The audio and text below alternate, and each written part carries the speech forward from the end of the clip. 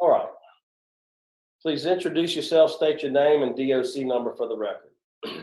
Name is David Vaughn, DOC number 423-869. All right, David, my name is Brennan Kelsey. You have Mr. Jones and Mr. Parabella. I'll explain the process to you, read some information to the record. We'll have a parole interview, ask you some questions. You can respond. At the end, you can make a statement. We'll take a vote. You understand the process? Yes, sir. David Vaughn, DOC number 423-869. Second class offender, possession with intent to distribute heroin. Sentencing date September 23rd, 2014. 25 years. Parole date December 8th, 2020. Good time date, let me just verify. Good time date 9/11/2022. Full term date 9/8/2039. Does that sound correct? Yes, sir. All right. Would you answer? This is Mr. Jones. Would you answer Mr. Jones' questions?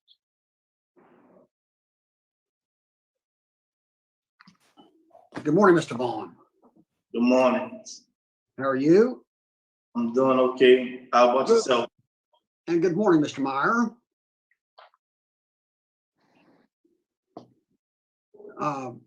Mr. Vaughn, I want to start by trying to understand your situation.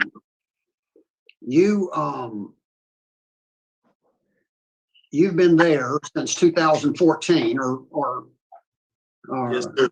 with the Department of Corrections here. But was it before that you did a federal term? Yes, sir. How long did you serve then? 11 years. And now you've been violated by them and sentenced to another 33 months. 33 months. So is that being served concurrent with your time here, or will you have to go there when you, or do they have a detainer for you? Those being ran with this time right here. Okay. Well, not that it's going to have any bearing whatsoever on my vote or anybody else's, but where's the time easier to do? Here, where you are, or in the federal system? What'd you say? Where's the time easier to do, in the federal system or our state system? In the federal system. I'm not surprised. Unless you're in one of those supermax prisons, it's not a very good place to do time there. So your conviction that got you 11 years before was for heroin trafficking, right? Yes. Intent to distribute. Okay. So heroin. So tell me what you think it might take for you to learn anything. Shit, I learned a lot already. I'm tired of coming back and forth to prison. It's my last time. I don't want to come back. I didn't hardly see none of my kids' life since they was kids. They didn't graduated high school. I missed that. I'm just ready to give my life back on the road and be a productive citizen. Mr. Vaughn, did you appear before a parole board of any kind before you were released in the federal system? No, sir. Okay. Well, tell me why you didn't learn anything in 11 years doing time there. I was young. I didn't have my mind together. I was a kid doing grown man things. And when I got out, I didn't have my mind right. But now I'm ready to get my life back on the right track. I'm older now, I'm wiser. I see that that's not the life for me no more. I learned my lesson. Were you a dealer or a user or both? I was both. I was dealing to support my habit. Well, where were you detoxed? On the streets. I had got into a motorbike accident, and they prescribed me some opioid pills, and that kind of triggered. Well, I hear that. I heard it yesterday from an inmate, and you don't get addicted to anything You know that you could take pain pills when you're in pain for 20 years. And if the pain goes away and you stop taking pills, you don't withdraw from them. Isn't that something? Yes. But if you take them to get high and you keep chasing the high and you go from pain pills to heroin, that's when the problem starts. I mean, you Yes. can get addicted by taking pain pills to get high. It happens all the time. But it's not, you didn't get, your problem wasn't because you were treating pain, is my point. Problem was that you wanted to keep start chasing the high after you weren't in pain anymore. So you had no way of knowing that I'm tired of hearing that, but there it is. What programs have you completed, Mr. Vaughn, since you've been there? I successfully completed the Steve Hall extensive drug program. I took victim awareness class, thinking for a change class, cage and rage class, and some NA meetings, AA meetings. That's about it. You participated in the AA program? Yeah, NAA. They have meetings. I attend them on a regular. Okay, good. Who were you with when you did your first fifth step? My first who? Fifth step. There are 12 steps, you know that? Yeah. Okay, who were you with when you did your first fifth step?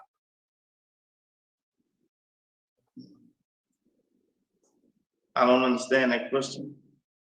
Okay. How many steps are there in AA? 4 or 5. Well, there are 12. I didn't get that far. We just. No, they should read all 12 at every meeting. Did you ever read the big book? You know what the big book is? They do the sobriety, the serenity prayer, and we just be talking, having meet, holding. And anybody read something called How It Works? No, I never seen that. I heard that. Well, so how many meetings have you been to? Like 4. So you want us to give you credit for participating in Alcoholics Anonymous for having gone to 4 meetings. No, I'm not trying to give credit. I'm saying that's what I'm working on. I'm working on myself. I'm still going as every time they have me. I know that you were exposed to all 12 steps at Steve Hoyle. I know that. I wasn't there, but that's the way it works there. It's a 12-step based program, and you probably heard them 50 times. The 5th step, Mr. Vaughn, is when you admit to God, to yourself, and another human being the exact nature of your wrongs. Now, I suspect that is not only not something you have done, I suspect it's not something you've thought about doing. Yeah, I done thought about doing it a lot. I done wrote it down in books and everything. You wrote what down? In my victim awareness book about how I apologize to myself, my kids, my mother. A lot of people have been your victims. Yes, sir. You apologize to the people you sold heroin to? Yes, sir. How many people was that? Over the course of the time I was out, probably about 6, 7 people that was on a regular. Well, you sure got a lot of time for somebody such a small time dealer, didn't you? Yeah, they had me my back against the wall.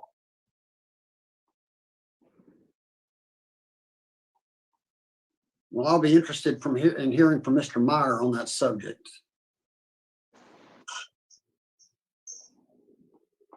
This your first time before the parole board, Mr. Vaughn? I think it is. Yes, sir.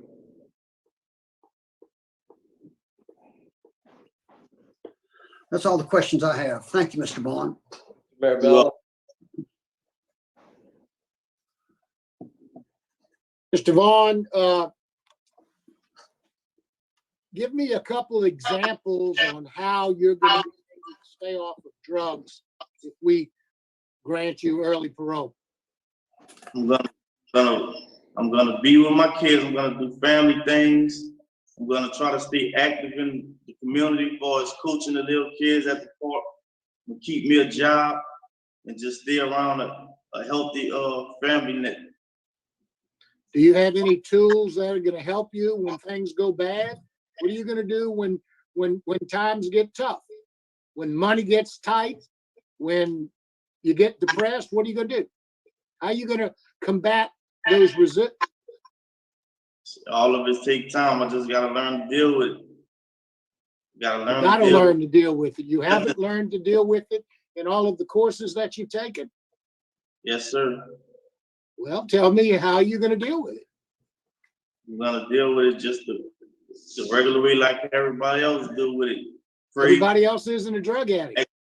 ask God to help me with my addiction and what I got going on, and stay around my family. The ones who gonna support me and help me out in my time of need. Who've been sticking with me for these past almost 6 years. That's all I've got. Thank you. So are you going back to the same area that you got in all this trouble? No, sir. Where you moving? Where would you go back to in relative to where you got in all this trouble? Right now my residence is, I'm gonna be staying in New Orleans East. And where'd you get in all the trouble at? In Jefferson Parish. And you don't think that I know that's like right there? It's the same area?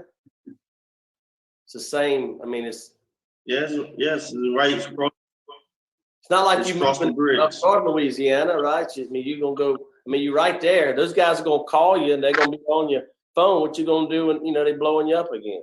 No, I'm not messing with those type of people no more. I got kids, I got family, a good girl who loves me very much. I don't have time for that. I'm older. I ain't got time to keep spending the rest of my life in prison. I've done too much time already in prison. This is not for me no more. All right, thank you. We'll hear from Mr. Randy Mire. Good morning, Randy Mire, Assistant DA, Jefferson Parish. In looking over Mr. Vaughn's case before the hearing started, I was impressed with the fact that he's been through Steve Parole program, but listening to his answers to the questions that the board, the committee has asked of him, he clearly has not learned what he needed to learn in those programs in order to combat his addiction and to have a chance of staying free of his addiction. For that reason, we're opposed to his request. I think he needs to learn more how to handle the addiction, what the 12-step program is about, how to be involved with the NA and NA programs in order to combat that addiction and to remain free of the addiction and consequently free from being incarcerated. All right. All right, Mr. Vaughn, would you like to make a statement on your behalf? Yes, sir. Go ahead.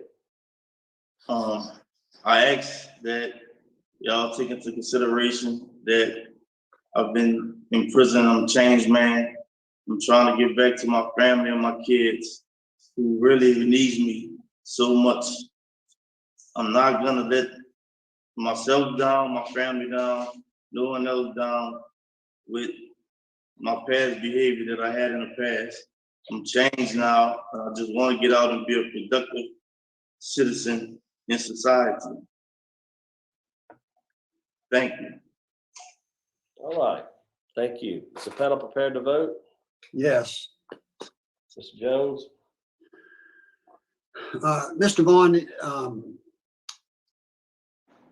things might be going better for you if you hadn't already done 11 years somewhere else before you went right back to the same practice and wound up where you are. And Mr. Mire was perceptive. He understands what questions I was asking and the question that you didn't understand. And I'm very disappointed that you had no idea about two things. That you have no idea about the questions I was asking after having been through Steve Hoyle. And number two, that in all the chances Mr. Mirabella gave you to tell us what things you would do to stay clean and sober, you talked about your family and family things and a job, and never occurred to you that getting support from other alcoholics and drug addicts by going to meetings, AA meetings, might help somebody who is such a determined drug addict as you. So my vote is to deny your parole. Here is my advice for you. Talk to the woman who loves you very much and have her order a book for you. The title of the book is Alcoholics Anonymous. It's known as the big book in the program of AA. If you didn't find out about it in Steve Hoyle, I'd love to know why you didn't. But have her buy that book for you and have it delivered to you. Not very long, easy to read. I want you to read it and read it again and then read it at least a third time. Every time it says alcohol, think about heroin. And see if you don't find yourself in those pages. And in there is going to be a part that says how it works. And it's going to talk about the 12 steps and how to work them. You read those. If you're before me again, I want you to be able to tell me about your 5th step and your 1st step and your 8th step and whatever else. And I want you to have some idea about that you are in touch with a program that will help you stay sober after having been taught so much. My vote, unfortunately today, Mr. Vaughn, is to deny your parole. Mr. Marabella? Mr. Vaughn, I agree with Mr. Jones. It's disappointing that you've gone through the Steve Hall program. I'm very familiar with that program, and you came out with very little information. It appears that you have taken sufficient courses, 495 days of good time credit that you have, and you don't seem to have learned anything about your issues. So for the very same reasons that Mr. Jones pointed out, I'm going to vote to deny your parole as well today. All right, you have 2 votes to deny. I'm also going to vote to deny your parole. You need to continue to work. You have law enforcement and DA opposition. So 3 votes to deny your parole's been denied. Thank you. And we'll close out at Bossier. So our 1 case here, we'll close out at Bossier. It is 9:00. Okay, so let's unpack that. But first, let me tell you, you can see here in the top right corner, we're going to fast forward to his next parole hearing, which takes place about a year later, right after I unpack what I just heard.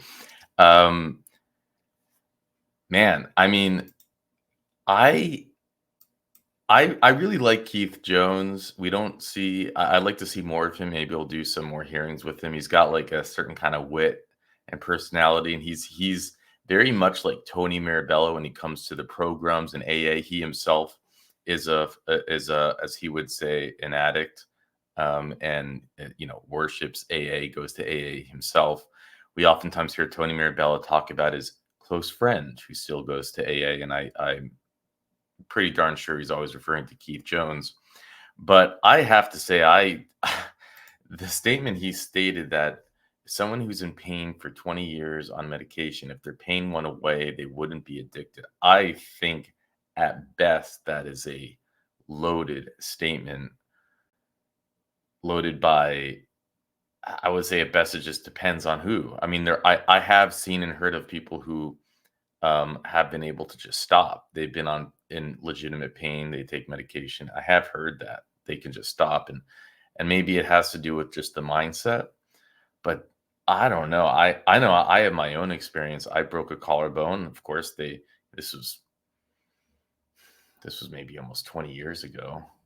It was like I broke a collarbone. Of course, what they do put me on, pain meds for like a month supply. And I remember the first day I went off of it, I didn't know what I was experiencing. I was totally oblivious, but I was up all night with the shakes, and it took like 2 days of that.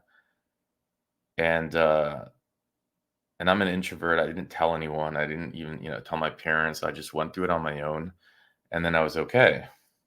And I think back to that sometimes. If I had had friends who were, you know, if I had been in the wrong circles or something, I may have gone out just and gotten hooked just to stop that experience. But I just, you know, went through it. So I don't know. I think that I think that, but then hearing him talk about the big book and it was, and I was hoping Randy would touch on. Remember, he got sentenced in 2014 to 25 years. 25 years sentence. His full term date is 2039.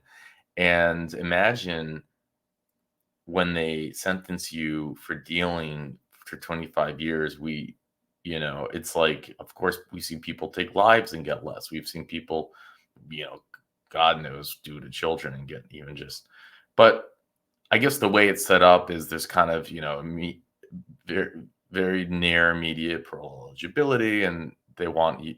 So it's like you're sending a strong message, but still giving him a chance to get out, and then he's going to be back in all that time. But I was hoping Randy would have touched on it, but he didn't. So it was a pretty bad hearing. They were, of course, very disappointed in him not knowing any of the steps, not even knowing that there's 12 steps. It's like, wow, how do you, I mean,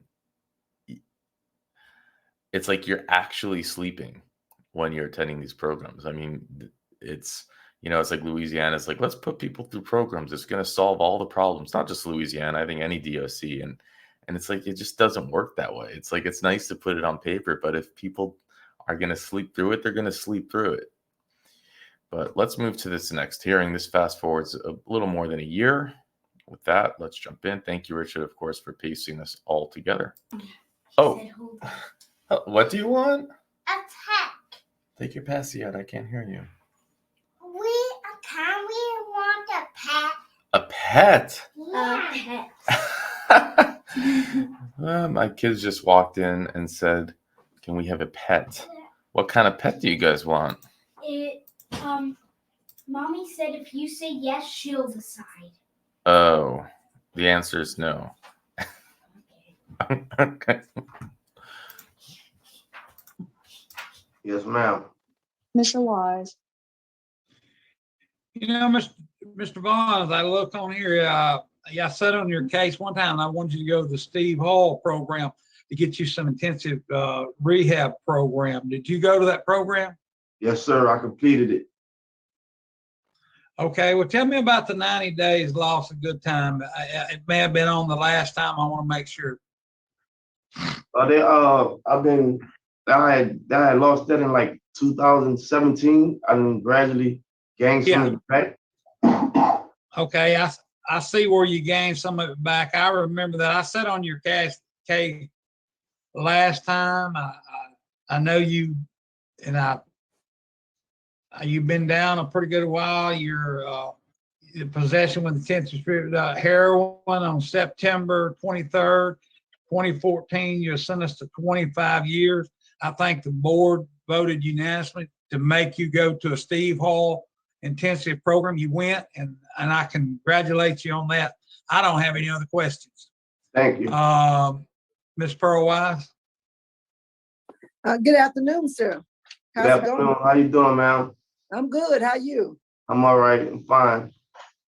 So, state on the record exactly how much time have you served on this 25-year sentence? I have, as of right now, I've served 7 years. 7 of the 25. Okay. Yes, ma'am. Are you in work release now? Yes, ma'am. Where do you work? At DG's chicken plant Okay. All right. in Bastrop, Louisiana. Yes, sir. Yes, sir. How's it going? Man, I love it. I'm Really? thinking, I'm thinking about staying up here. I mean, from New Orleans?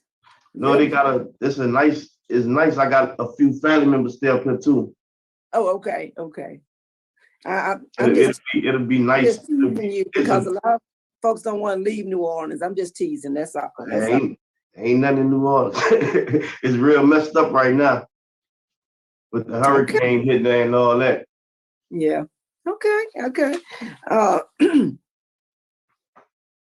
I do want to inform you that you do have law enforcement opposition. There's nothing you can do about it, but law enforcement is opposed, and changing to this area, might not be a bad idea. It might not. Now, how are you with federal sentences? Are you done with all your federal time? Yes, ma'am. Okay, I'm you don't finished with everything. owe them anything. I don't owe them nothing. Okay, then. And according to the record, you have a mother and a fiance who indicate they are unopposed to your early release. They are supporting you. Yes, So ma'am. that you got some support. That's all I have. Thanks for answering my questions. Thank you. Mr. Marabella, all right, at this time, is there anything you'd like to say to the board before we vote? Yes, sir. I would like to say, first and foremost, I would like to apologize to all the victims and all the family members that I hurt with my actions for selling drugs and doing wrong in my community. I'm very, very sorry. And if y'all ever was to give me a chance again, I would not let y'all down, and I would never ever come back to prison again. This time has taught me a lot. I'm ready to come home, and I'm ready to be a productive citizen again. Okay, Thank you. thank you very much. At this time, I'll be voting. This case was signed to me. At this time, I'm going to vote to grant you. You've done the substance abuse. You have 495 days of credits on you that you took of programs, which is very good. You have a good time date on 7/28 of 2022 to be released. I would like to see you when you get out, go to AA meetings 3 times a week and a substance abuse evaluation for sure. Yes, sir. I don't have any, Ms. Parole, you want to vote? Okay. Mr. Vaughn, I'm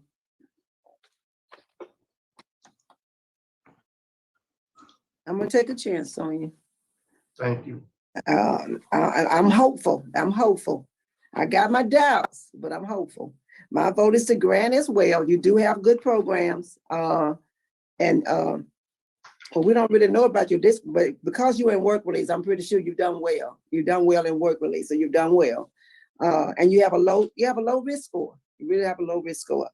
And I concur with the special conditions set forth by Mr. Wise.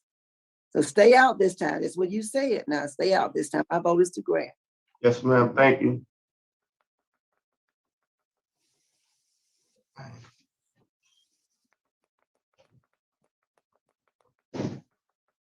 Mr. Marabella? Mr. Vaughn, I've got my concerns. I do.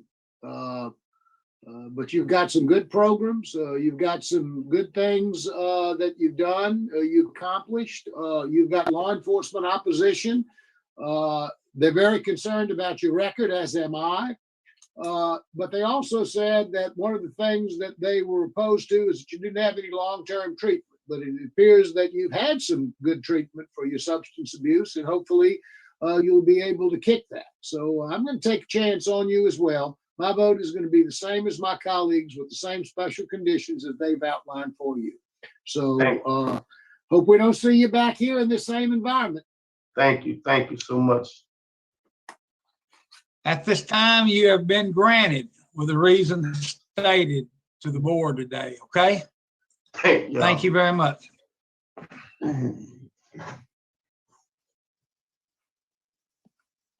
Mr. Wise, I believe we're ready to close out at Washington. At that time, it's 12:21 p.m. That'll conclude our hearings at Washington Parish. Thank y'all very much.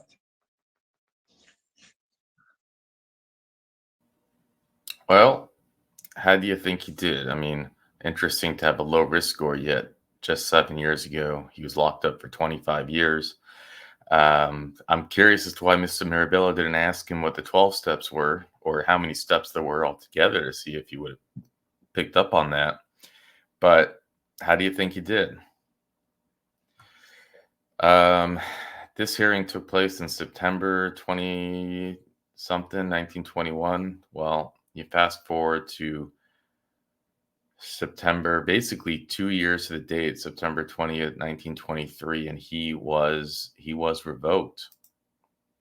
So we're going to watch his revocation hearing now. That he's been sitting in prison since September. He came up yesterday at the time of this recording, January 25th, 2024. So let's see what he's revoked for and how they handle this. He does have an attorney with him, which is always a good sign if you want to increase your odds. So let's jump in. All right, Mr. Vaughn, you're accused of violating the conditions of your parole. First is condition number 4. The violation states you were arrested on September 21st, 2023 by the Louisiana State Police under NOPD item numbers F31342-22 and I12419-23 for simple robbery, simple criminal damage to property, and domestic abuse aggravated assault. How do you plead to violating condition number 4? Not guilty. All right, and then we have condition number 5, which is basically the same. It reads, you were arrested under NOPD item F313422, 2-22 on September 21st, 23 for simple robbery of a firearm and domestic abuse aggravated assault with a firearm. How do you plead to violating condition number 5? Not guilty. And lastly, condition number 10, you have an arrearage of $1,306 in your supervision fees. How do you plead, sir? Guilty. Okay. Would you answer Mrs. Wise's questions, please? Yes, ma'am. Good morning. Good morning. Can you hear me okay? Yes, ma'am, I can hear you. You're good. You pled not guilty, and I recognize that the charges were dismissed by the DA's office. But tell us, what did you do to be in jail? I didn't do nothing, ma'am. There was no argument between you and your girlfriend of 8 months? No, ma'am. The ring camera did see, and you admitted in the preliminary hearing that she pulled a gun on you and that you did grab the gun. No, ma'am, I never grabbed no firearm. So nothing happened. We had an argument, but I never have touched the firearm. And you never grabbed a drink on her. You didn't do nothing. No, ma'am. Okay. Oh, I just want to make sure that was your statement. But prior to this incident, there was another domestic violence incident 15 months earlier, right? 15 months earlier. Yeah. Was it the same girlfriend or a different girlfriend? I don't understand what you're talking about, ma'am. There wasn't another domestic violence where you were arrested and the charge got dismissed? No, ma'am. Oh, okay, all right. I must have misread that. Okay. I've never had a domestic charge, never. This is the first one. This is my first time ever having a domestic allegation. Oh, okay. All righty. All right, and that's all I have for you. Thank you. All right. Ms. Andrews, could we hear from you? What's your statement, ma'am? What would you like us to know?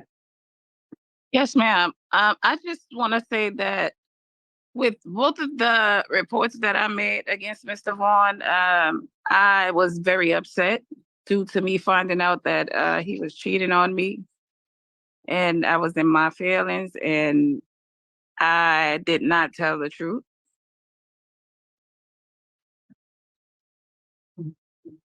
Okay. Why would the ring footage show you getting a drink thrown at you and punched if he didn't do nothing? Excuse me? Why would that ring footage show him throwing a drink at you and hitting you if he didn't do nothing? I lied. You can't lie about ring footage. Which footage do you have? I don't know, what footage do I have? That's what I'm asking you. No further questions. All right, and thank you. All right, Mr. Baca, we'd like to hear what you'd like to tell us. Yes, again, good morning. Julio Baca, on behalf of Mr. David Vaughn. These charges, there were some incidents that occurred and police and was arrested eventually. However, the New Orleans District Attorney Office obviously found a lack of evidence that they just refused all the charges, the violation of condition 4 and the violation of condition 5. Ms. Toya Andrews just testified, basically stating that she lied. Also, in the police report, she did state that she shot at Mr. Vaughn, and Mr. Vaughn left the scene and did not want to be shot at. So that does, her testimony in the police report and also here that she lied, hopefully is enough that the parole board would not violate him, especially with the charges not, there was no conviction. There was an arrest, but there was no conviction, and they were all refused. That's all we have for Mr. David. Yes, sir. Thank you, Mr. Baca. Mr. Vaughn, is there anything you'd like to say before we vote? No, ma'am. All right, I think we're prepared to vote. Mr. Wise? Mr. Vaughn, based on the evidence presented by the Division of Probation and Parole, I find you guilty of the allegations. I find probable cause to believe that you did violate condition number 4 and condition number 5. Based on the evidence that's been submitted by the department. So my vote is to revoke your supervision. Mr. Freeman? I concur with Ms. Wise. I do also agree with my colleagues. My vote today also is to revoke based on the evidence that was presented to us by the Division of Probation and Parole. So Mr. Vaughn, today your parole's being revoked. Good luck to you, sir. That concludes our business, I believe, at the Orleans Justice Center. We're going to sign off at 10:39 a.m. Thank you.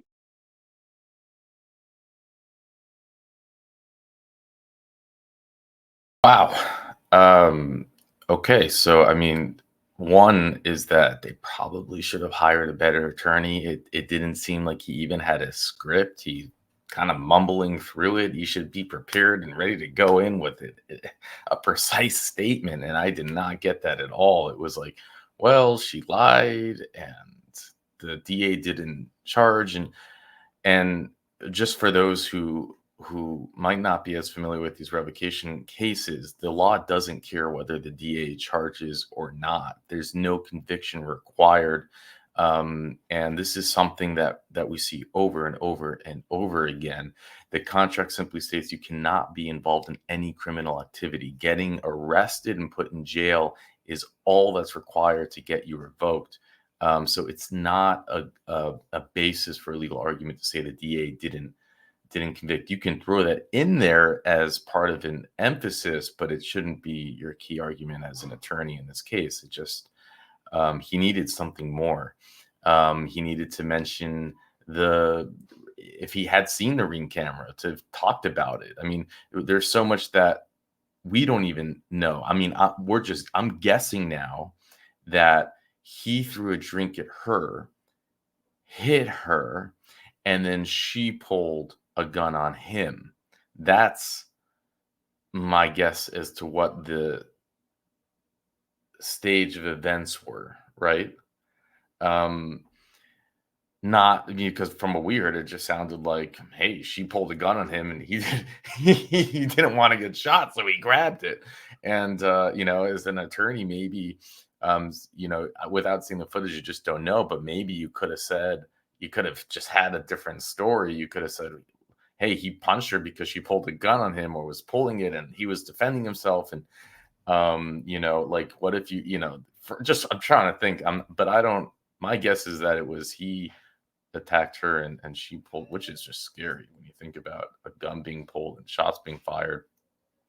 And if she wasn't charged for pulling a weapon, then you have to assume that she was doing it in self-defense. But man, that's just a crazy story when you think about it. I mean, a gun's being pulled and then it's caught all on Ring camera, and the way that Mr. Freeman went to her and is like, how come it's on the footage? And then she needs to like catch her, thoughts. So she's like, what? And he's like, if you said nothing happened, why is it on the, why does the Ring footage see him throwing a drink and punching you? And, it goes to, she's just like, what footage? And Mr. Freeman's like, yeah, you tell me. It was, it's actually quite interesting talking about the footage. My brother just called me this morning, and he said he wanted advice because there was a kid in his 20s who he would take into his house, and he was a trouble kid in the neighborhood, but he would take him to his house and feed him and take care of him, and he was kind of like a fatherly figure to him. And something ended up getting stolen, something very meaningful to my brother, and he knows that it was the kid. And so my brother asked me for advice. He said, what should I know it was him. I don't expect to get anything back, but I do want some type of accountability. So I want to call him and tell him, I know it's him, but he's going to say, how do you know it's me? And then I'll tell him it's on, I had cameras, and he doesn't actually my brother doesn't have cameras.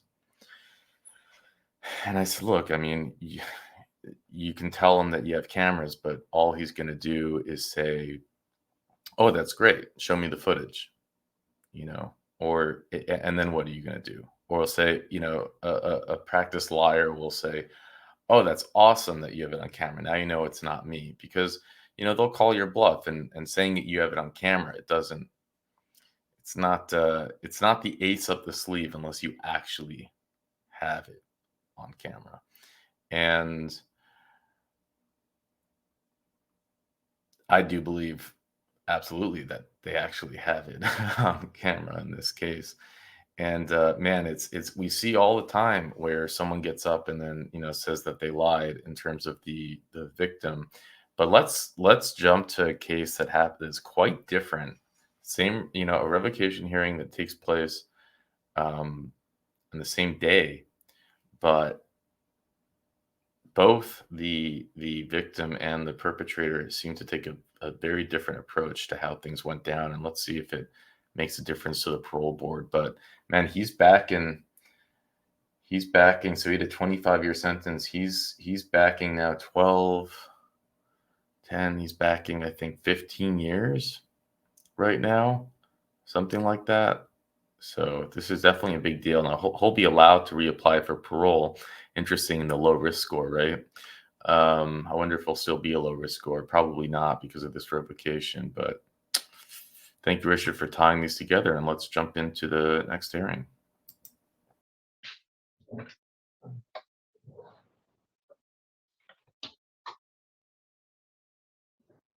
All right, good morning. Would you introduce yourself, sir? Tell us your name and DOC number. Kenard M DOC, my DOC number is 387266. Say your last name again? Kenard M DOC. Matoir. Okay, I was saying Matoya. Matoir. Mr. Matoir. My name is Cheryl Renata. This is Mrs. Pearl Wise. We have Mr. Pete Freeman. He'll be joining us in a moment, but we're going to go ahead and get started, sir, with some preliminaries. In front of you, you should have a parole revocation questionnaire. Yes, ma'am.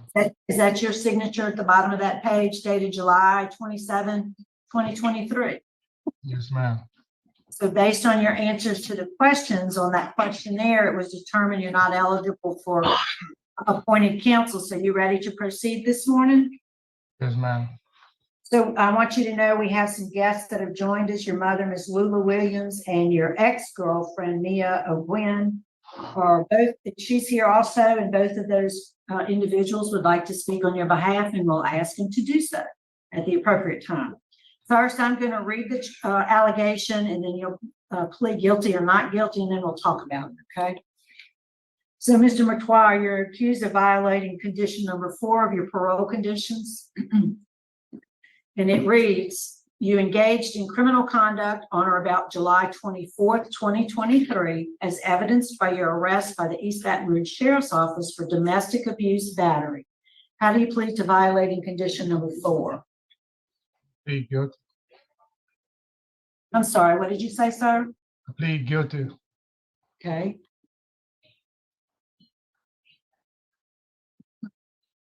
So you were released on good time in June 16th of 2023, right?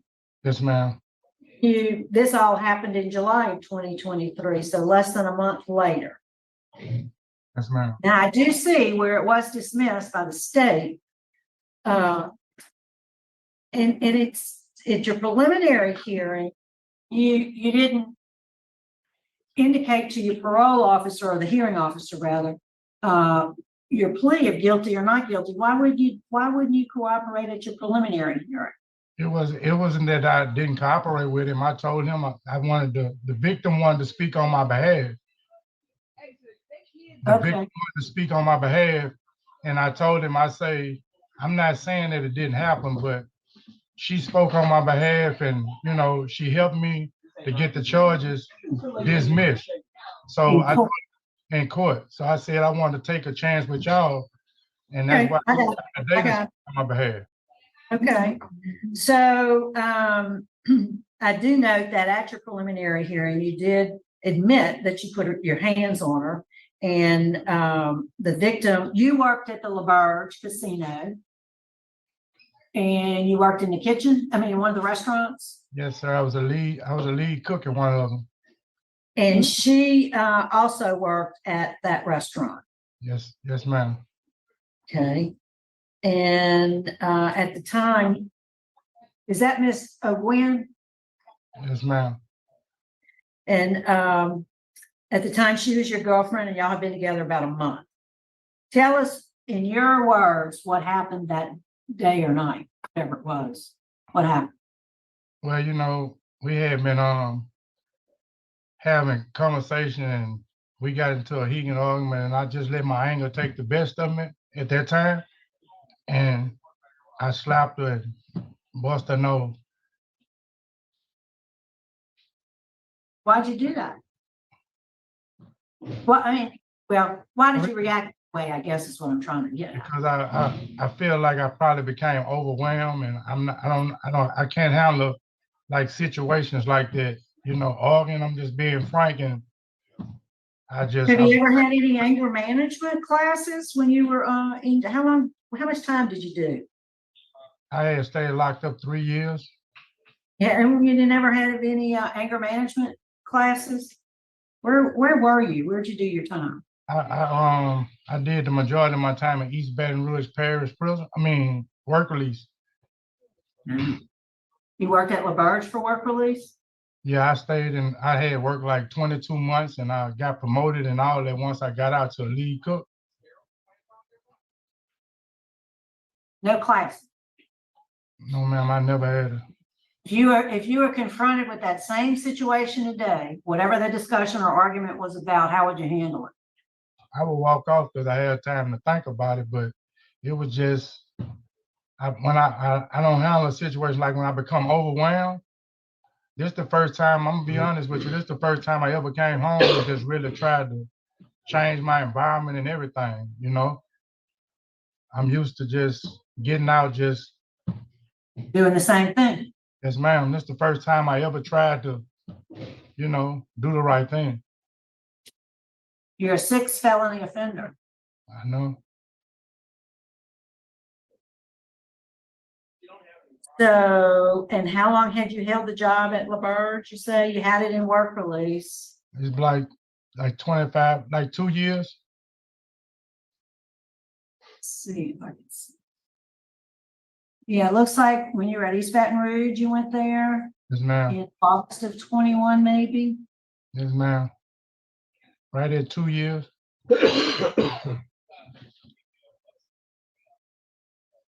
So if you, well, we're going to hear from your guests in a minute, but if you were successful today, you weren't revoked, and I don't know what I'm going to do with you because your record concerns me.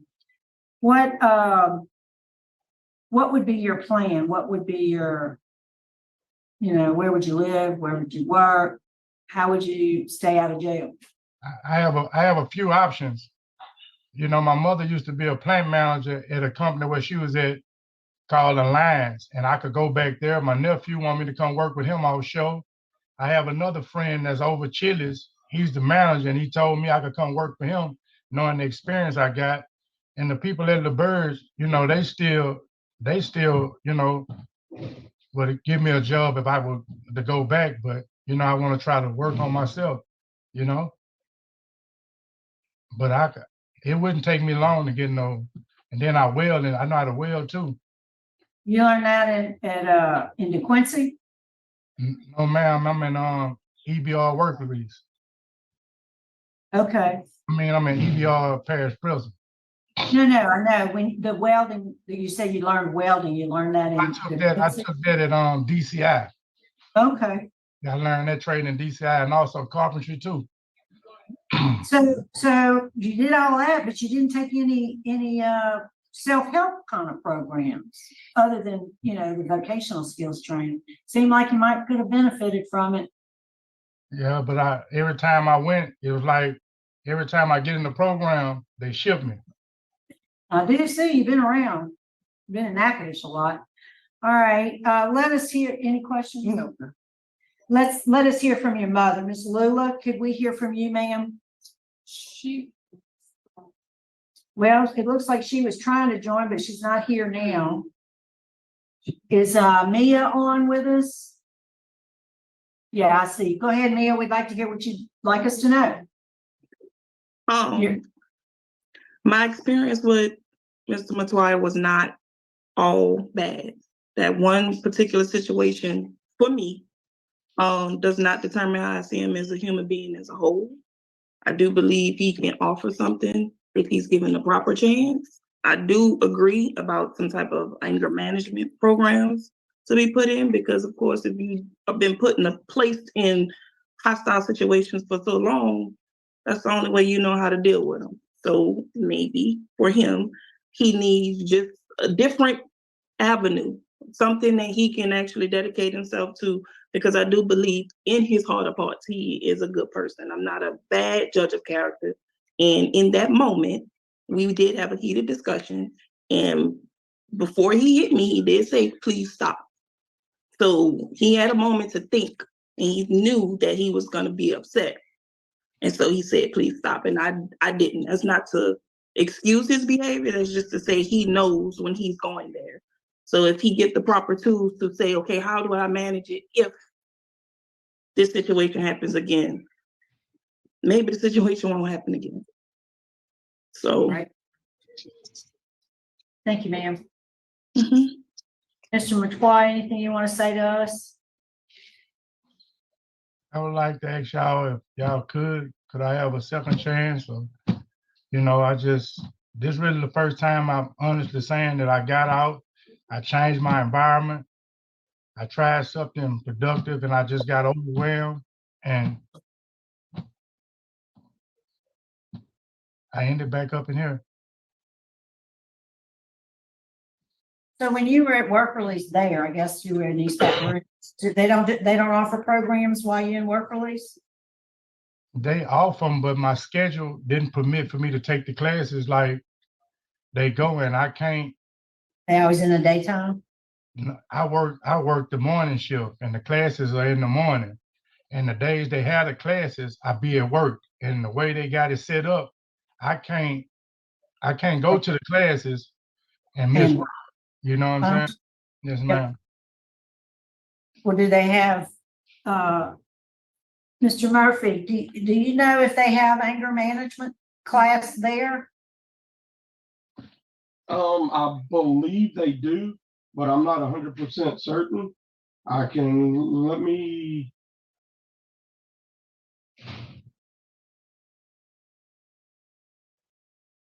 me make a call right quick. Okay. They have them at the work release back there, but they don't have it.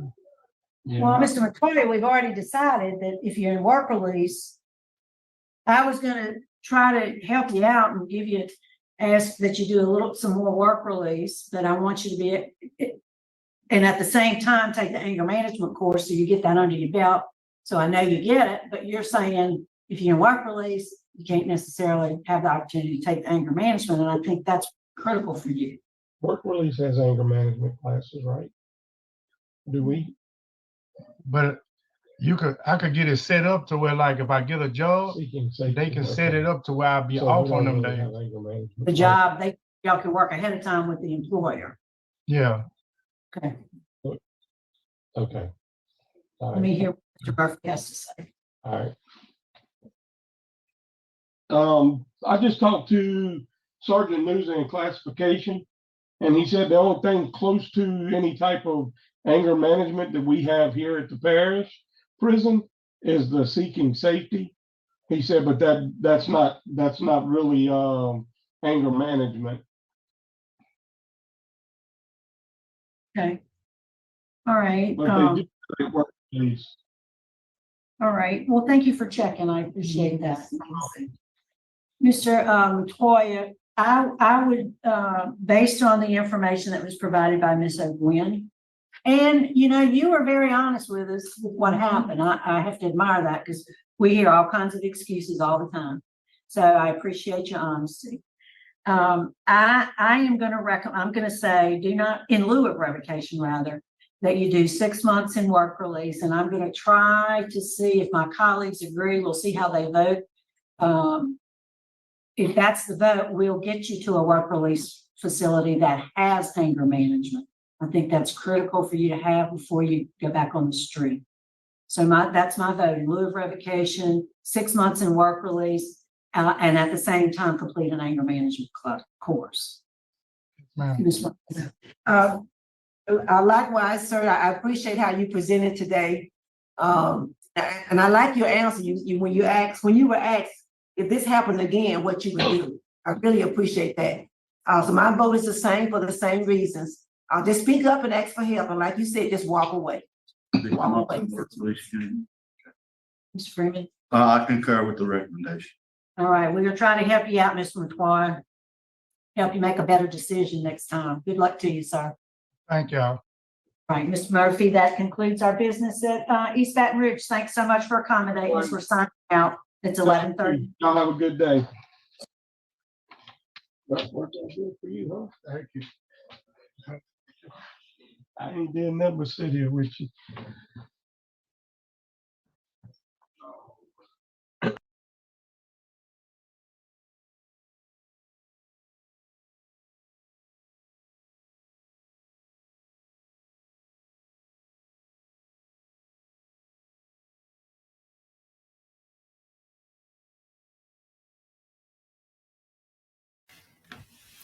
I found that hearing too to be refreshing. I mean, just refreshing in the sense that there were no excuses. How many revocation hearings have we seen where they just come in making up this whole wacky story? And he didn't do that.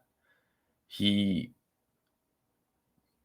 just straight up admitted it. I mean, and then I was also refreshed by what Mia said. I thought that what she said was very well thought out, well articulated, and delivered.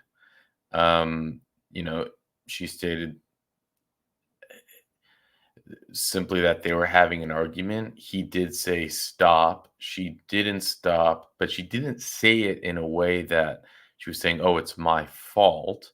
She said it in the way that she was sharing that he was able to at that time identify that he was about to go over the boiling point, and that was just something to take that the board should be aware of. That's how I interpreted it. And one missing piece that is not clear to me at all, maybe I just missed it, was how does someone end up in prison from slapping someone one time, right? I mean, were there eyewitnesses and then a cop was called? Like I'm that part is missing to me, because was it again, what made the cops, but so I don't know if there was some, if I just missed it, or there was some information that was being purposely left out. But outside of that, misnomer or missing information from me. I thought that he just, I guess the bottom line is that being honest will take you a long way, because he had nothing else going for him. Like Mr. Natsa said, he was out 1 month before getting revoked. So if he had gone in there and made it up, if I, it could have gone so many ways, but he just went in there being honest, and it did feel authentic to me. Now he has a long record dating back many years. Here's this newspaper article where he's lucky to be alive.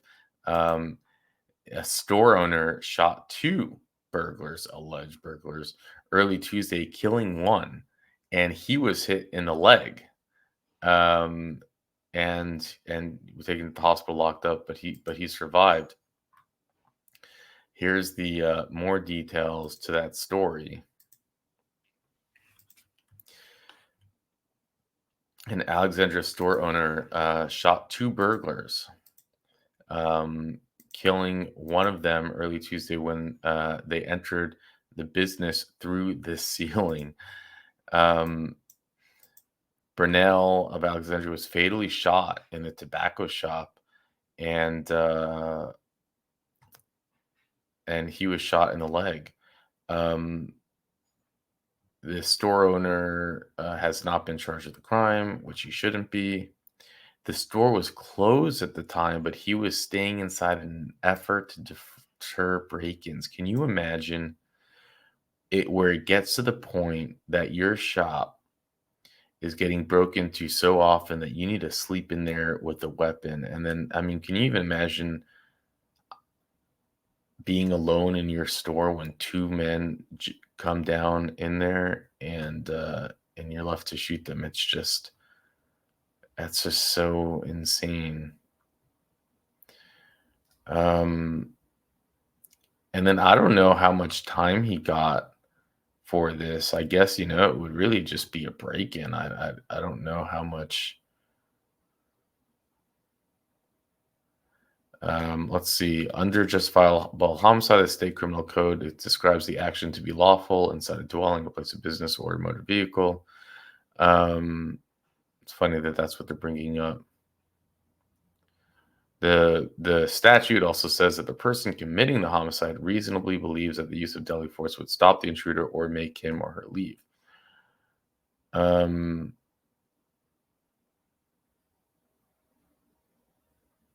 He told police that in an effort to deter burglaries, he was staying in the store, including at night after the store was closed for the day. He said that he stayed there for the past couple of days.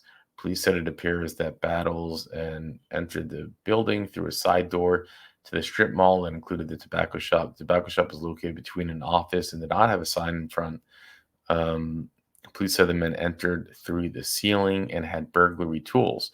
Investigators said they did not appear to be an altercation, but he did shoot the 2 men.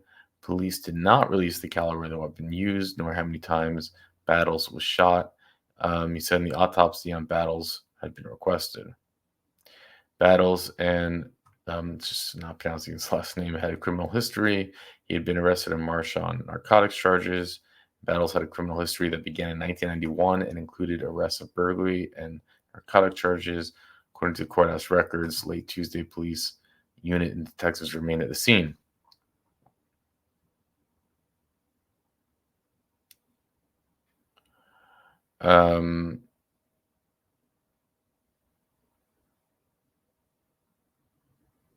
What are they bringing up here? This is interesting.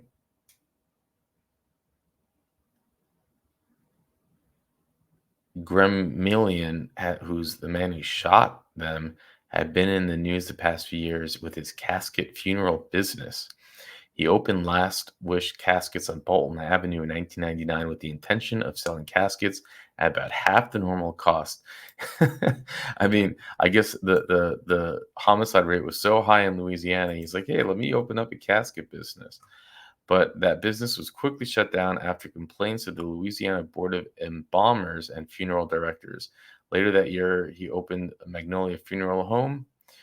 And in 2001, he was found guilty by the Embalmers Board of running a misleading casket advertisements. I wonder if he was actually doing anything wrong or if they were trying to just monopolize the business, right? That they kept chasing him out of business. So I'm just speculating, right? Said at the time that he felt the board was targeting him because he wants to sell affordable caskets. I totally believe that. I know this is another look, I was gonna say a joke. Never rob a man whose business goal is to sell affordable caskets. That is the truth. That is the truth. But or a total side tangent. When you hear about a man trying to sell affordable caskets being shut down by Louisiana Board of Embalmers and Funeral Directors, it begs to ask a question. And then here was his first recorded crime that happened when he was, I think, was just 16 years old. In 1991, police officer were waiting in a parking lot of a convenience store for two other officers who had gone into the store. While talking with one another, Officer Johnson observed an Oldsmobile Cutlass vehicle traveling eastbound. That's when Oldsmobile made a nice car, right? In an excessive rate of speed. As the Cutlass approached the intersection of Bolton Street and Jackson Avenue, Officer McCool heard gunshots and observed a muzzle flash from the passenger side of the vehicle. The weapon was pointed directly at Kelvin Brown, who ran to the officers for assistance. Officer McCool and Johnson, joined by the two officers who had returned from the convenience store, pursued the vehicle at a high rate of speed and radioed its description to nearby patrol units. Several other officers, including Officer Shannon and Officer Betty Fairbanks, were able to stop the Cutlass at the intersection, and the juvenile defendant, Kenard Jermaine, exited the vehicle from his passenger side. A .38 caliber revolver and 18 pieces of white substances, later identified as Pepsi Cola, were found under the passenger seat. The revolver contained 5 live rounds and 1 empty chamber. Now, it doesn't say in here what he was sentenced. It's just some arguments around him being a juvenile and the process. But I don't know. Again, I kind of like the guy. Just based off of the interview, it seemed authentic. It seemed genuine. He didn't make anything up. I didn't. He just said, yeah, he's got a problem. He's got an anger problem. And he seemed to be down to get, some type of help for it. So let's hope that we don't hear from him again. Move to the next hearing. Or with that, I'll let you go. I'm not sure.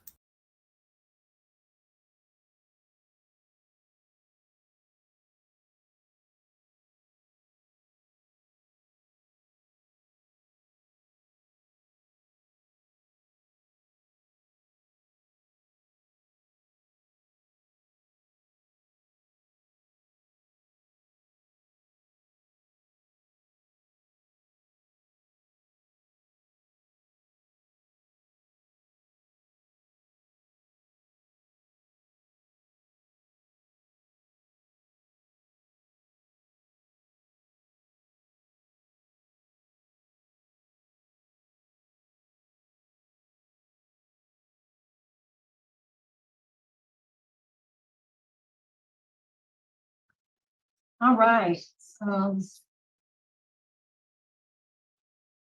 Good morning, committee. Good morning. Committee on Parole is reconvening. Are we at Bossier? Okay, we're at Bossier Maximum Security. Today is Thursday, January 25th, 2024. It's 11:38 a.m. Would the staff there at Bossier please introduce yourself for the record? Lieutenant Todd Roberts, Security, Assistant Warden. Thank you, Lieutenant Roberts. Thank you for accommodating us today. And this is Mr. Jones. Mr. Jones. Jarvis Jones. What's your DOC number? 489-359. And do you have a revocation questionnaire there with you in front of you? Yes, ma'am. Is that your signature at the bottom of that page? I ain't got my signature on this one. Oh, okay. Let me see. Did you get hold up. Oh, yes, ma'am. Found it? 11/14/23, that is dated on November 14th, 2023? Yes, ma'am. Okay, good. Based on your answers to those questions, Mr. Jones, it was determined you're not eligible for appointed counsel. So you ready to proceed this morning?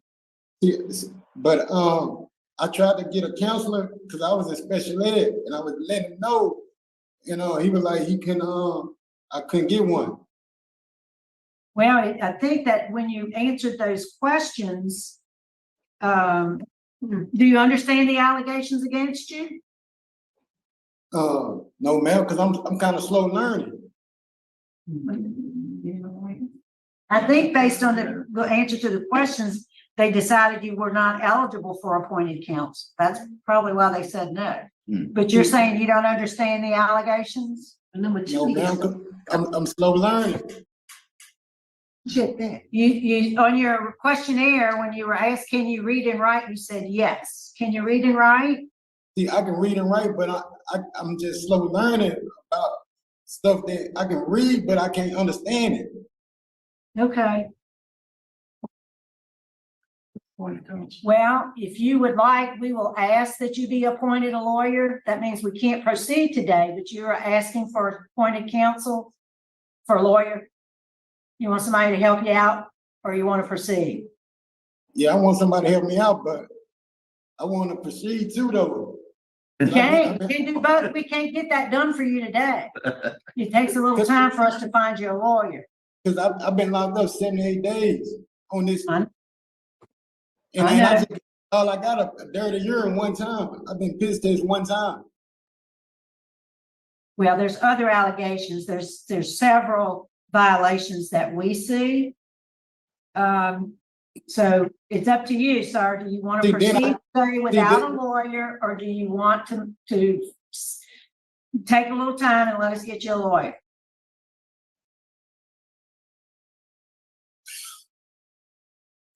I want to proceed. I want to keep going because some of this on this with like my resident plan, I gave him 2 addresses. He got either or. Okay, wait. We'll let you, if you're ready to proceed, we're going to proceed. So you're going to have to enter pleas against each violation, and then you can make a statement. You can say the things you want to say now. So you want to proceed? Yes, ma'am. Yes, sir. Okay. On my behalf. So wait a minute. I'm going to read the allegation, each one, and you will enter a plea guilty or not guilty. And then after we get finished with the plea, then you can, Mr. Freeman will be asking you some questions. You can explain all that to him. Okay. You ready? Yes, ma'am. Yes, ma'am. All right. You're accused of violating condition number 3, and that states you moved from your listed residence to an unknown location without prior permission or knowledge of your parole officer. How do you plead to violating condition number 3? Guilty or not? Guilty. Not guilty. Okay. Moving on, condition number 4 says you tested positive for marijuana, amphetamine, and cocaine on November 8, 2023, proving you were in possession of those illegal drugs. How do you plead to violating condition number 4? Excuse me, man, what you mean possession? Because I ain't had one of them drugs. It was in my system. In possession. You tested positive, so you were in possession of those drugs that you tested positive. Be guilty on that part. Yes, Okay, ma'am. all right. Yes, Condition number 6, you were fired from your job in September and failed to report to your officer that you'd been fired. You failed to provide your officer with proof or that you have been seeking employment. How do you plead to violating condition number 6? And that one that hard. Well, you got to make a plea, guilty or not guilty, and you will add a statement to it. I'm plead not guilty. Okay, and we'll talk about it. Condition number 9, you have failed to allow your officer to visit you at your listed residence on multiple occasions. How do you plead to violating condition number 9? See, that one there, I'm plead kind of like not guilty too. Not guilty. I got it. Okay, and last is condition number 10. You're currently $72 in arrears on your supervision fees. yet you tested positive for illegal substances. So how do you plead to violating condition number 10 about your fees? So I had to pay for the cup? Guilty or not guilty? No, it says your probation fees, your supervision fees, you're currently $72 in arrears. They shouldn't do that. I'm gonna say guilty on that. Okay, all right. Would you wanna explain answer my- Mr. Freeman's questions, please? Okay, Mr. Jones, Yes, sir. where did you live? See, I lived at 126 West Madison. That's where I paid for all my cards and from the Bossier Sheriff Department. That's the house Dupree. I told Dupree, see, I was granted before I came home from jail 210 Blue. I was granted that, but I told him I'm gonna be living at, and that's the house he been coming to. Is that the house where you registered and notified from? Yes, sir. It's Madison. So you And it's in the town hall, and I paid my money both times in the town hall. Okay. See, that's the problem. I've been paying my money in my cards and everything at this Madison, but I've been granted 210. That's my grandma's house. Okay, well, let me ask you talking about this place where you do live. 120 Madison. That's my house. Right. But Do you have any electricity in that house? Not right now because I'm incarcerated. I'm incarcerated right now. Wasn't that electricity cut off prior to you being incarcerated? But when I was staying there before I come to jail, electricity was on. Electricity and water. Okay, I've been out there 5 months. I've been staying there the whole 5 months.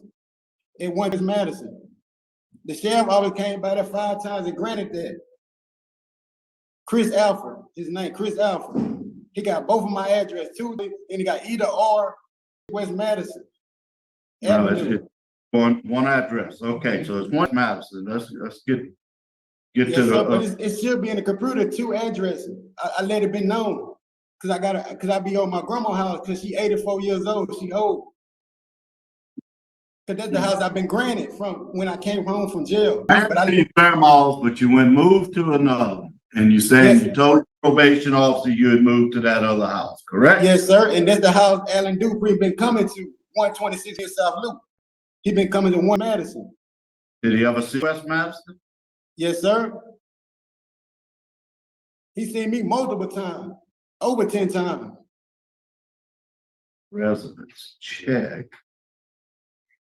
You're still at work. You had a PC with the Especially like in August and in September, he seen me multiple times, even in July. He said he missed me about 2 times in July because I was working in a warehouse job.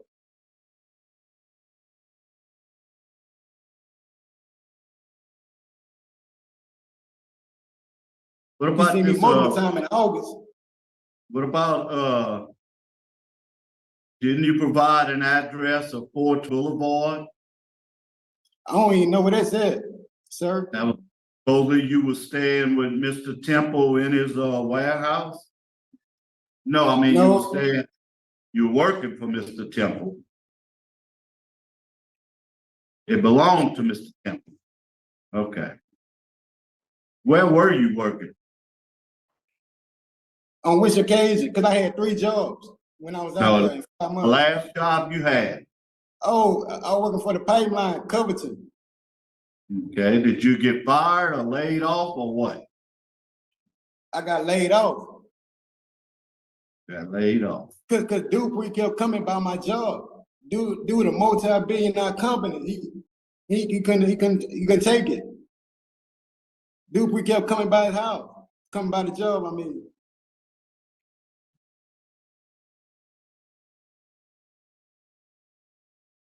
I showed up every month, see Dupree since I've been home. I went running from him or nothing.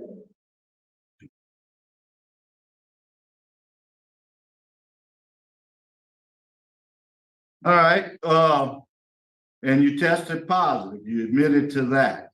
How long you been back on drugs? I just started back right before, like it goes to the end of, I want to say Halloween. Okay, when did you get out? When did I get out? June 28th. So you got out the 28th and you were back using by Halloween. Yes, sir. You ever got any treatment for this drug habit? No, sir. You need treatment for this drug habit? Yes, sir. Would you go to treatment if I offered you treatment? Yes, sir. I have no further questions.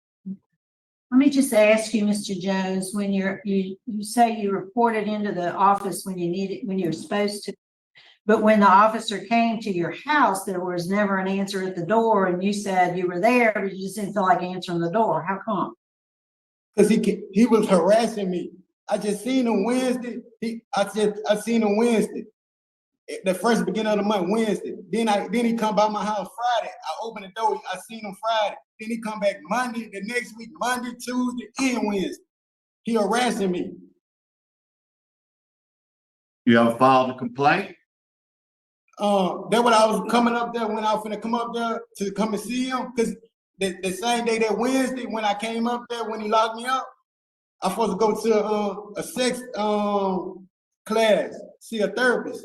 I seen two of them already, but I was finna go see another one at 10 o'clock. He locked me up at 9 something. I supposed to go see my third sex therapist. But long story short, I wanted to have my girl to come with me to she was at work. But he told me to show up at 8 o'clock. He came by my house at 4 o'clock. See, multiple times he came by my house, my girl was naked. And I would tell him, hold up, let my girl put some clothes on.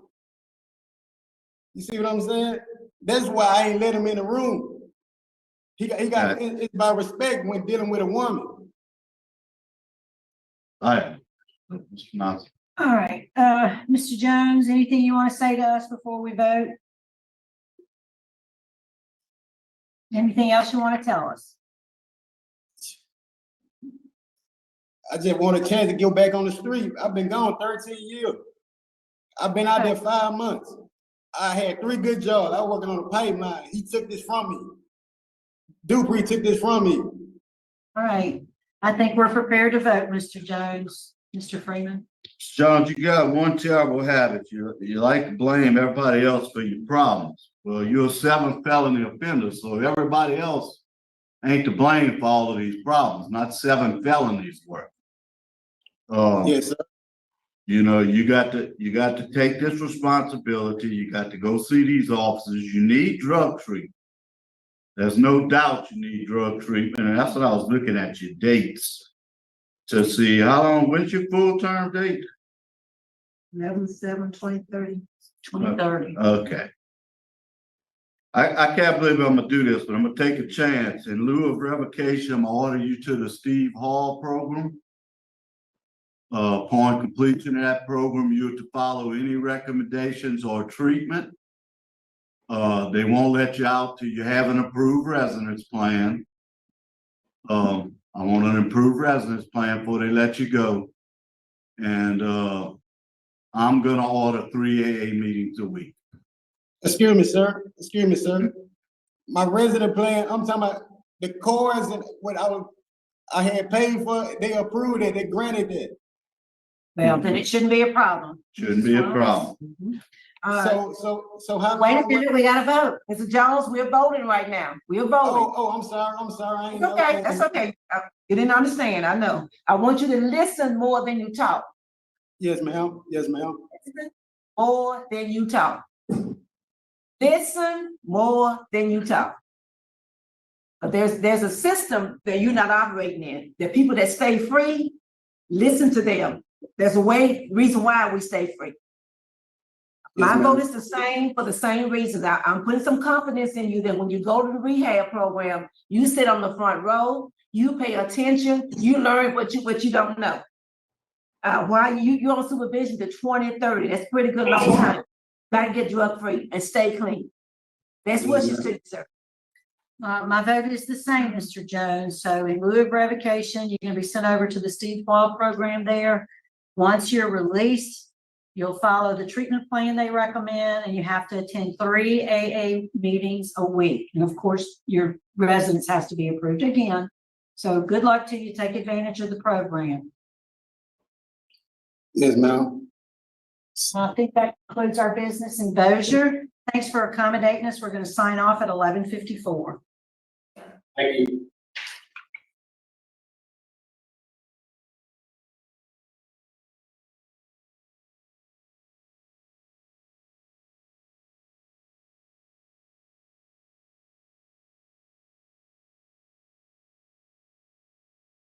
Okay, so let's unpack that. It's gonna be a two-part unpacking. One was we'll unpack the hearing, and two will go into the crimes that he has, which is quite a track record, including 2 charges of attempted homicide of a police officer. Now, it was using his car to escape from them. It wasn't like he pulled a weapon on them, but still, he's got a long track record.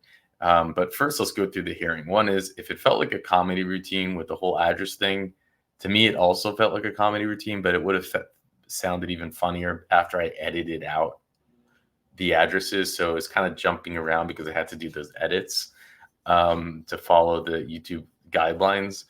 But I think it's almost like a comedy skit. Then, part 2 is when we started off with the attorney aspect. At first, I thought, maybe, Ms. Renas was a little nervous that, do you want an attorney? Do you not nervous, but, she needs to clarify, which of course you have to do. But I was wondering at first, maybe he does need an attorney. But then as the hearing went on, I actually felt that he was quite sharp, sharper than actually many that we see attend these hearings. I think he was fully aware of, like he even picked up when they said you were found in possession of narcotics. And he's like, possession? He said, well, it's in your system. That's possession. He said, oh, okay. Yeah, I plead guilty. Right. It wasn't. So I think he fully understands what's going on. And I think may have even been playing for the attorney to see, can he somehow get it? Maybe he's just, you're not aware. Like maybe they would bring him an attorney that day and he'd come back, so if you would have waited for an attorney, it could be a long time. We've seen some people say, yeah, I want an attorney, and then wait 6 months. And that time while you're waiting, the time while you're locked up for your revocation hearing, it's not eating away at your time that you're backing. So it's just it's wasted time. So then it was interesting when he talked about his parole officer kind of being stalked by him, and Pete Freeman, who ran that whole division for like 20 years or something, really knows the system. He's like, did you file a report against your parole officer? If what you're saying is true, he shows up 4 times in a week. And and I just thought, I said, well, that's an interesting point. And then I thought, can you imagine filing a report against a complaint against your parole officer? I just don't see in a world of how that works in your favor. I mean, it's like, really?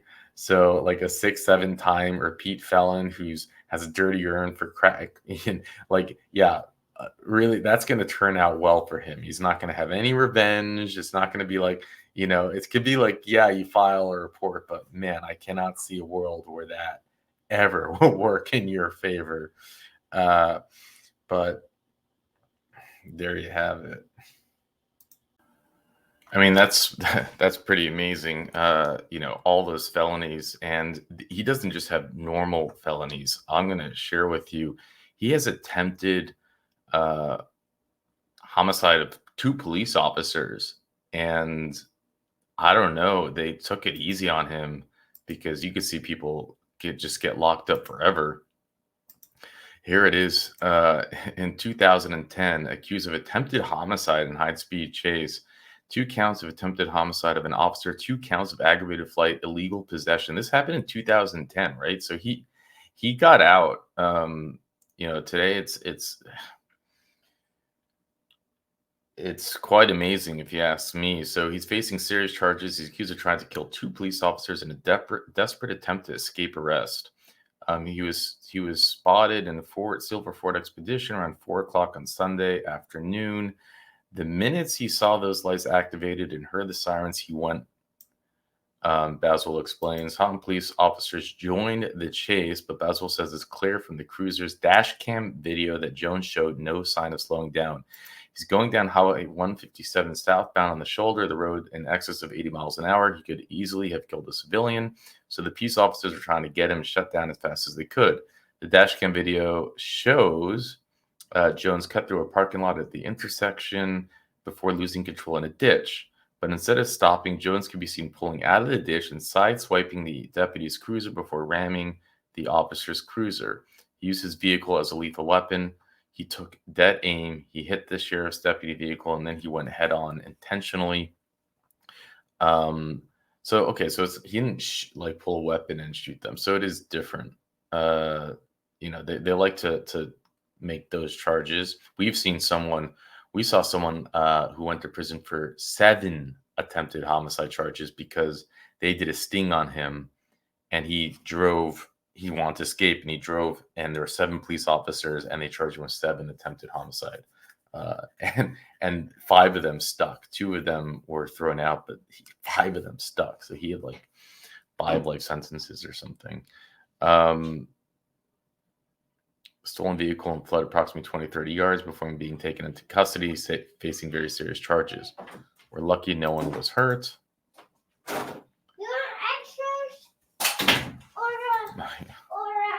My little one just came in. Jones' father apparently agrees to show up Monday morning to the survey. What? I don't know what you're saying. Attitude's working. Can you come back in a minute? Okay. Jarvis Jones is being held at Bossier Parish Maximum Security Facility, charged with 2 counts of attempted homicide of a police officer. The consequences are more severe. Also explains the legislator has always tried to protect peace officers whenever they can, and this one of the ways they do it. So, yeah, I mean, anyways, so he ended up taking a plea deal. Thank you, Richard, for putting together all this information. I actually have a call in 5 minutes, so let me just wrap this up. And here it is where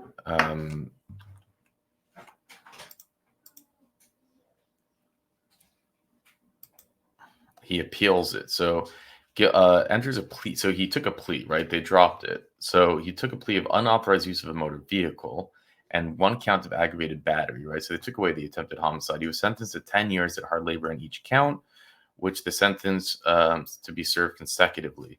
No motion of reconsideration. Defendant will affirm the facts. On July 16, 2010, in Bossier Police, the defendant took a car belonging to another person without permission.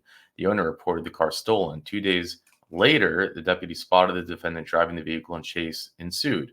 And this goes through the details of what happened. 2 counts of attempted first-degree murder of a peace officer. The defendant entered into a plea where he pled guilty to 1, right? So that's what he took the plea. In exchange, they dismissed the theft and 2 counts of attempted first-degree homicide. There are no agreements as to the sentence. So he took the plea, but they never agreed on the sentence. So he's appealing the sentence. They informed the defendant of his rights. He explained the potential penalties, accepted guilty pleas. The PSI report, had extensive criminal history, though only 24 years old, had a juvenile record, was classified as a 4th felony offender at this time, was convicted in 2003 of possession of the devil's lettuce. I mean, come on. Wow, that's so bad, right? But convicted in 2004, simple burglary, placed on probation, but was revoked 18 months later, convicted in 2005 of aggravated burglary. So now it's it's progressing.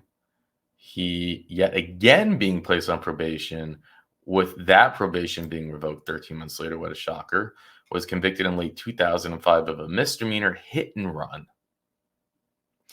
and no driver's license, and he spent 32 days in jail. I mean, this guy he's dangerous. He needs to be in prison. Let's be real. Convicted in 2006 of attempted sexual battery for which he was sentenced a mid-range 3.5 years. I mean, you just want to say, like, are you kidding me? This guy is literally just progressing in his crimes, it seems, and like it's these little slap on the wrist sentences. And then it gets to the point where he does this. Convicted in 2009 of simple battery, pled guilty in 2010 to felony illegal possession of stolen things, sentenced to 2 years, and he was paroled in 2010 when he finally caught these charges.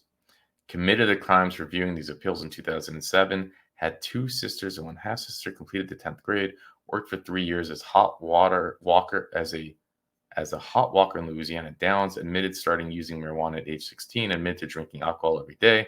The judge thoroughly reviewed the sentencing guidelines. The defendant was needing correction. This criminal conduct was likely to recur, so they sentenced him to 10 years at hard labor on each count to be run consecutively.